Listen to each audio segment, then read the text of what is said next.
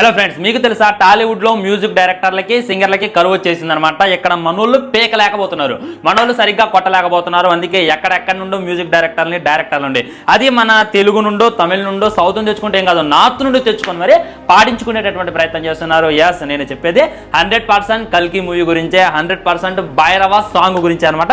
Song అయితే నిన్న release చేశారు, నిన్నే వీడియో చేయాల్సింది. దీని గురించి క్లారిటీగా మాట్లాడతామేనండి. దిల్జిత్ అనమాట దీని సింగర్ అయినా మ్యూజిక్ డైరెక్టర్ అయినా మొత్తం తనే అనమాట. తనేం చేసి బ్రో, తను ఎవరు బ్రో అనేటటువంటి డౌట్ మీకు అక్కర్లా. యూట్యూబ్ లో వెళ్ళి సెర్చ్ చేయండి, తను ఏంటి అనేటటువంటిది తెలిసిందే. తన ఫేవరెట్ సాంగ్ అయితే డూ యూ నో అనేటటువంటి ఒక సాంగ్ ఉంటుంది అనమాట. అది వన్ ఆఫ్ ద బెస్ట్ అని చెప్పుకోవచ్చు. మంచి యూట్యూబర్, మంచి సింగర్, మంచి మ్యూజిక్ డైరెక్టర్ కాదంటలా. సో తనతో సాంగ్ పాడిస్తే మన ఇండియా లెవెల్లో హైలో వెళ్ళిపోద్ది. ప్రభాస్ అన్న పంజాబీ గెటప్ లో పంజాబీ లిరిక్స్ తో స్టెప్పులు వేస్తుంటే ఇక ఇండియా షేక్ అయిపోద్ది అని చెప్పి నాగ్ అశ్విన్ ఆలోచించి ఈ విధమైనటువంటి సాంగ్ అయితే ప్లాన్ చేయడం జరిగింది. మనం ఒకటి తెలిస్తే దేవుడు ఒకటి తెలుస్తారు, మనం ఒకటి తెలిస్తే ఆడియన్స్ ఒకటి తెలుస్తారు అన్నట్టు ఈ సాంగ్ వల్ల ప్రశంసలు రాపోయినా పర్లా, హైప్ రాపోయినా పర్లా, బేబచ్చమైనటువంటి తిట్లు వస్తున్నాయి, బేబచ్చమైనటువంటి ట్రోల్స్ వస్తున్నాయి. దానికి గల కారణాలు ఏంటి? చాలా రీజన్స్ ఉన్నాయి అనమాట. మనం ఆల్రెడీ దేవర మూవీలో సాంగ్ విన్నామన్నమాట. ఆ సాంగ్ విన్నప్పుడు తూకే ధైర్యం జాగ్రత్త కాంగ్రెస్ దేవర ఎదిరిపోయింది. సాంగ్ వంక పెట్టలేదు, విఎఫ్ఎక్స్ వంక పెట్టలేదు, మ్యూజిక్ వంక పెట్టలేదు.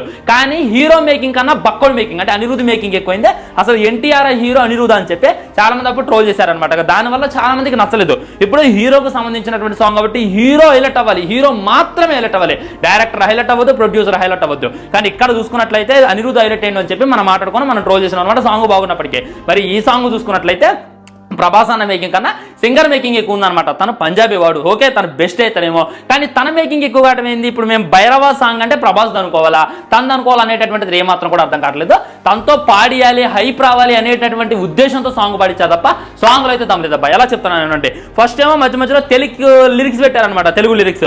ఓకే భైరవ యొక్క క్యారెక్టర్ అట్టుంటుంది ఎట్టుంటుంది అని చెప్పి మనం ఆలోచించే లోపల మళ్ళీ మనోడు పంజాబీలో ఎంట్రీ ఇవ్వటం, గ్యాంగ్ ఏదో అంటాం. పంజాబీ నాకు రాదు, మీకు వస్తే మీకు అర్థమైతే మీకు నచ్చితే నేను మీ గురించి మాట్లాడలేదు, అర్థం కాని గురించి పెడితే తెలుగు లిరిక్స్ పెట్టండి, లేదా హిందీ పెట్టండి, లేదా మొత్తం పంజాబీ పెట్టండి. మేము అలానో లేడు, సగం తెలుగు ఏందో సగం పంజాబీ ఏందో హైప్ కోసమా? ఈ విధమైనటువంటి పనులు చేస్తే హైప్ కదా, వచ్చిన పని పోతుంది అనమాట. ఫ్రెండ్స్ ఇక్కడ ఒక హేట్ రావచ్చు, నేను జాగ్రత్తగా చెప్తానండి. పుష్ప 2 టైటిల్ సాంగ్ ఉందన్నమాట.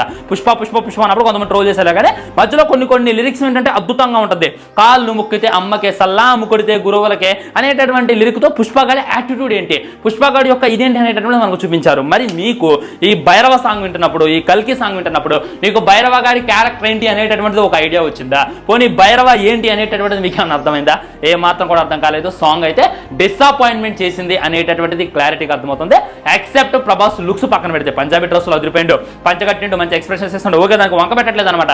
సలార్ సినిమాకి నువ్వు ఇంత ప్రమోట్ చేయలేదు, సలార్ సినిమాకి ఒక్క ఇంటర్వ్యూ ఇచ్చినావు, ప్రీ రిలీజ్ ఈవెంట్ కూడా రాలేదు. నీ ఈ సినిమా కోసం ఎందుకు ఇంత ఘనంగా ప్రమోషన్లు, ఇంత ఘనంగా సాంగ్లు చేయడాలు అనేటటువంటిది నాకైతే ఏమాత్రం అర్థం కావట్లేదు. సలార్ సినిమాకి ఈ రేంజ్ లో ప్రమోట్ చేసినట్లయితే యాడ ఉండేది ఫ్రెండ్స్. కాబట్టి ఈ సాంగ్ అయితే నాకు నచ్చలేదు, కొద్దిగా డిసప్పాయింట్మెంట్ అనిపించింది అనమాట. ఎన్నోసార్లు విన్నా, ఒక్కసారి విని నేనే జడ్జ్ చేయను, ఒక్కసారి నేనైతే మాట్లాడను. నేను ఎన్నిసార్లు విన్నప్పటికీ సాంగ్ అయితే అంత ఎఫెక్టివ్గా అనిపించలేదు అనేటటువంటి ఫీలింగ్ అయితే నాకు కలిగింది అనమాట.